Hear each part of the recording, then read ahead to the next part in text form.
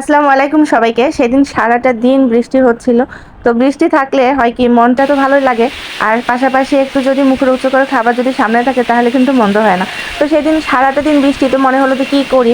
কিন্তু মিষ্টি জাতীয় খাবার থেকে স্পাইস জাতীয় খাবার সবাই বাসায় পছন্দ করে। বিশেষ করে আমার বাচ্চারা। তো আমি সবসময় হচ্ছে চিকেন যখন আসে বাসায় তখন সুন্দর মতো সবগুলোকে একটু সেপারেট করে বিভিন্ন আইটেম বানানোর জন্য রেডি করি। তো এখানে হচ্ছে চিকেনটা আমি হচ্ছে গ্রিল বসিয়ে দিয়েছি। আর এগুলো স্পাইস দিয়ে আমি হচ্ছে একবারে মেরিনেট করে ফ্রিজে ডিপ করে রেখে দিই। যখন খেতে ইচ্ছা হয় তখন শুধু বের করে কিছুক্ষণ আগে বের করে রাখি। আর অনেক সময় হয় কি সেই সময়টাও থাকে না। যেমন সেদিন একদম হাতে সময় ছিল না। আমি বের করে সাথে, সাথে চুলায় দিয়েছি এবং অল্প তেলে হালকা করে ভেজে সামনে দিয়ে দিলাম। আর সাথে ছিল নুডলস বা চাউমিন।